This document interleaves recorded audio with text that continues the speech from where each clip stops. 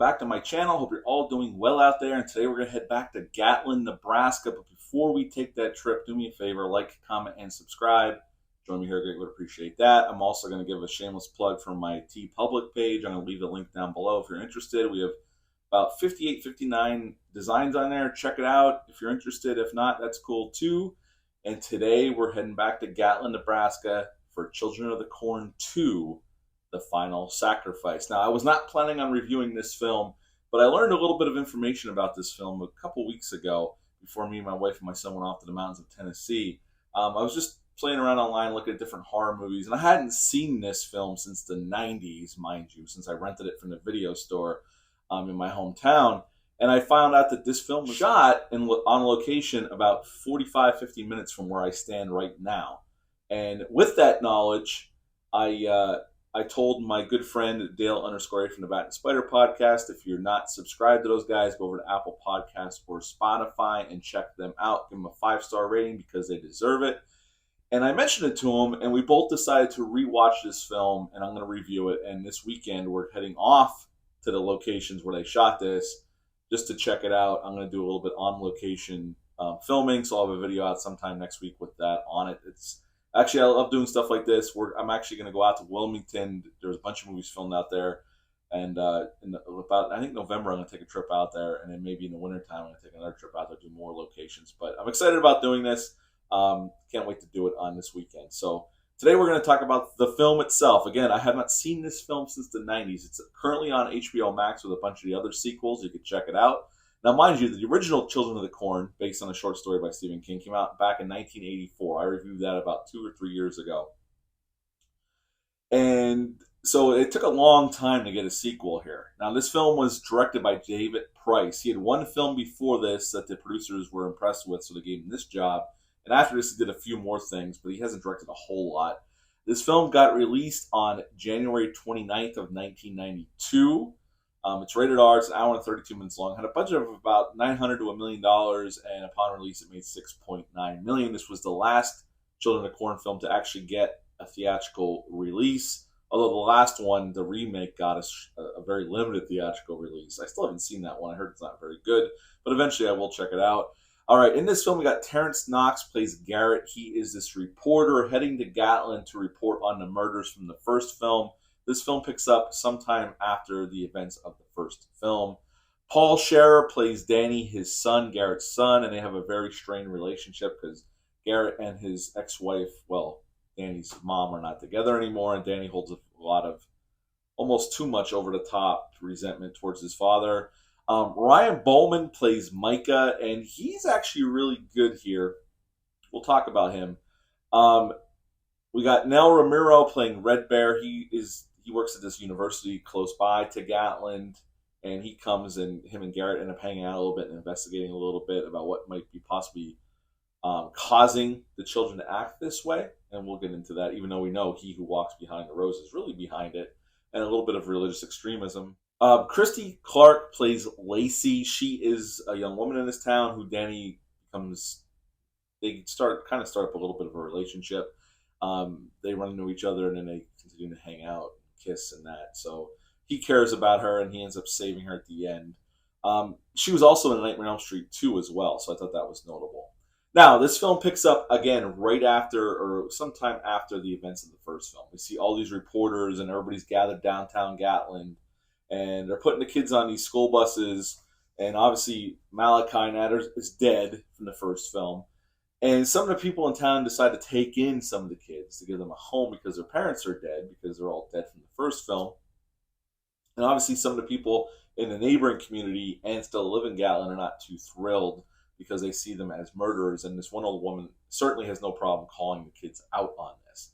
Now, Micah goes to live with this other woman who Garrett and Danny stay with at her bed and breakfast while they're in town, because Garrett's there coming to Gatlin to report on this. He works for this newspaper. He takes Micah in, and he seems like a nice, kind of awkward young man at first. But he goes out in the cornfield, and he who walks behind the rose basically possesses Micah, and he starts preaching again to the kids. And pretty soon, they start knocking off the adults one by one in various fashions. Probably the best two kills are, there's a church scene which me and Dale are gonna visit where they shot the church scene. I know exactly where it is. Did my research so we can check these locations out. And Mike is sitting in the last row of the church while the preacher's giving his sermon, and one gentleman's sitting there with his wife, and Mike is whittling on this wooden figure of this gentleman, and he starts bleeding out of his nose, out of his eyes, out of his ears.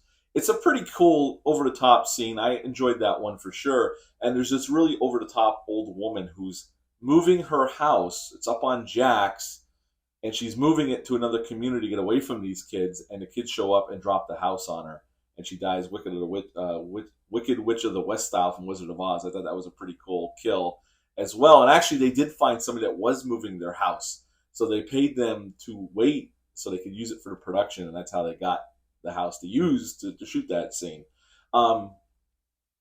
There's a few more kills that are pretty cool as well. They burn down the town hall. They're having a meeting, and they lock all the adults inside and burn it to the ground. And then at the end, we have to have a sacrifice. This movie is called The Final Sacrifice. And they go to sacrifice, but Carrot and Danny save the day. Micah ends up getting killed, although he who walks behind the rows, we see him leaving Micah's body, and he still gets killed by this combine that they're driving through the cornfield to stop the kids from sacrificing Lacey and this other woman. And pretty much at the end, we have a happy ending. Our father and son are reunited, and they're getting along again, and they escape, especially with the women they've fallen in love with while they were in Gatlin. And that's pretty much the end of Children of the Corn 2. What to like about this film? Well, it doesn't take itself as seriously as the first film. The first film's dead serious, and I have a lot of nostalgia for that film. And I did say in my review that the opening shots and the opening of the kids killing the adults on that fateful day are probably the best parts of that movie. The rest of it, it's very middle of the road kind of horror film. I think this one's slightly better only in that it brings the fun. It knows what it is, and it keeps some of those same elements from the first film with the over-the-top religious preaching by Micah as he who walks behind the rows, and so, a tad bit of the religious extremism and them killing the adults in town. But it doesn't take itself overly seriously. There's definitely an element of cheese here on purpose, and I appreciated that. Considering, I think there's a serious way to do this type of movie, but considering what the first film was, I think this was the smarter way to go. Some of the practical effects are pretty good, although the blood looks a little off, like it's watered down. I know it's a minor complaint, and it's kind of a silly one, but the blood looks a little off here, but the practical makeup effects look pretty decent. It's the digital or the animated effects that don't look great. And they actually reuse some shots from the original film of he who walks going underneath the dirt, and you see the dirt like splitting as it's going through. They reused that footage from the original film only because they wanted something just to pep up those scenes. Overall, this movie is not terrible, not like some of the sequels that are to come after this one. I only ever saw up to part 4, I think. That was the last Children of the Corn sequel I saw. I thought, well, okay, this is about as far as they could stretch this. And I know they went on and on and on and made more, and I didn't see the remake yet. I heard it's quite bad, but I'll see it eventually. But this one was okay. I had fun with it. I hadn't seen it since the 90s. Like I said, I rented this on VHS back then.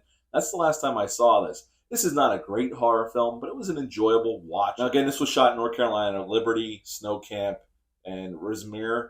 Those 3 places where they shot most of this film in and around those 3 communities, which we're going to go out and explore this Saturday. A lot of the town folks and some of the kids were played by locals of those communities, which I thought was pretty cool. But at the end of the day, this is a perfectly fine sequel to an okay horror film, original horror film. At the end of the day, I would give Children of the Corn 2 a 6 out of 10. A 6 out of 10 for Children of the Corn 2, The Final Sacrifice, which we know wasn't the final sacrifice. They went on, and Dimensions went on and on and on with these, and they all went direct to video. But yeah, it's a perfectly serviceable horror film. You can have a good time with it. It's not the greatest thing, but I found myself having a pretty good time with it. So yeah, if you want to watch it, it's on HBO Max right now. If you have it, check it out. But that's it for me for this one. I'll be back soon with some more reviews and some more videos. But until next time, bye.